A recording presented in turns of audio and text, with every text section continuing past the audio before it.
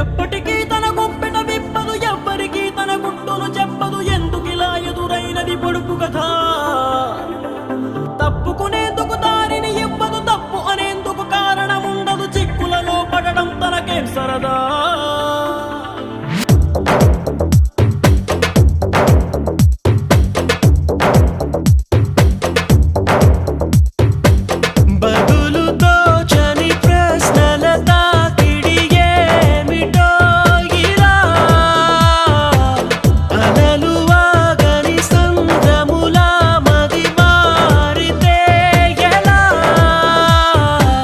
నిన్న మొన్న నీ లోపల కలిగిందా ఏనాడైనా కల్లోలం ఇలా?